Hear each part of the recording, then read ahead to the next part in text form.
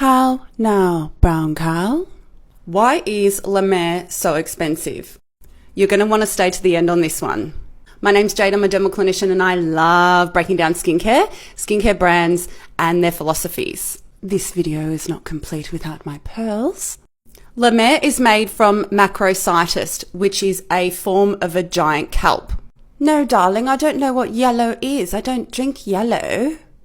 They have a signature fermentation process which takes 3 to 4 months, and they're describing it with using light and sound energy, which is a part of their signature process. They add sea kelp, vitamins, minerals and other pure ingredients, but basically it takes a really long time. Rudolph, can you please bring the caviar? The reason La Mer use light and sound energy in their fermentation process is because it was invented by Dr. Huber, an aerospace physicist. He suffered a burn injury in his lab while experimenting, and after 12 years of searching, he had an epiphany of a lifetime. After 6,000 experiments, La Mer was born. As I refer to it, Nana's Miracle Broth. It is the heart of all their lotions and potions, but what exactly is it? Rudolph, darling, did you know that a doctor invented La Mer? It is made from giant kelp. This species is one of the fastest growing species in the world, and under perfect conditions it has been known to grow up to 2 feet in a single day. Do you remember I said this name? Macrocytist. Why is it so expensive? Because it's amazing, darling.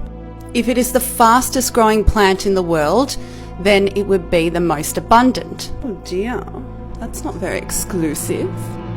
Why is it so expensive? Here is your answer. Each time the miracle broth is created, it is infused with a few drops of the batch that came before it, and they have been doing this ever since it was created. I saw a documentary on New York bagels that have been doing the same thing with their yeast, and they don't charge ridiculous prices like La Mer. Rudolph, darling, I think they make La Mer just like that vintage bottle that you're getting me now, darling. Hurry up, spitspot! In this article by Birdie, they found out what the miracle broth actually consists of. It's a mixture of sea kelp, vitamins, minerals, citrus oil, eucalyptus, sunflower and wheat germ and alfalfa, all fermented together.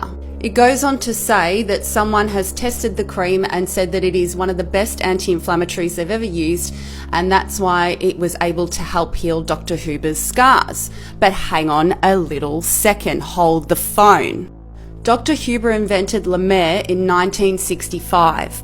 What year is it now? How now, brown cow? I started to think about what the benefits were of using a few drops in the last batch and putting it in the new. Scientifically, of course. When you are fermenting anything, whether it be yeast or skincare, you take a little bit from the last batch and put it in the new batch because you want to kickstart it and save money. It can enhance flavour, and it can also make the production faster. It can also help the performance of whatever you're trying to make. But when I start thinking about this scientifically, I'm thinking of developing microbes and your bacteria that you're trying to make. There are only so many that you can try to make, but then can they be made in excess? Rudolph! How many times of reusing is too many times of reusing? There are food rules to this, so I imagine that there are skincare rules to this. So for example, with fermentation of beer, you can only use the same fermentation 5 or 6 times. You must be very careful. Oh, I didn't know that. I like it more now. But as La Mer is only using a couple of drops, I don't know how much this would impact it. I was unable to find any medical journal data giving information on skin fermentation processes and resurrection fermentation. Clinically, I'm thinking if you're kickstarting your batch, you'd be altering the batches. So I would like to know, are the bacteria changing per batch? Is that why the price is increasing? Because these are things that I'm thinking about. Or, as a brand, you have to remain consistent. All your products have to be quality tested and they have to remain the same. So in that case, why do you even bother putting a few drops from the last batch and the one before it? With regards to their fermentation process, I don't think it's special. I think lots of brands use similar fermentation processes by using sound energy or shaking and different forms of light to grow the microbes and the bacteria. Perhaps La Mer's process is quite a while, but that's not to say that you can't already buy something that has been fermented for 3 or 4 months and use it in your skincare as you're making it. In all of my breakdown videos, I've said any fermented ingredient is anti-inflammatory.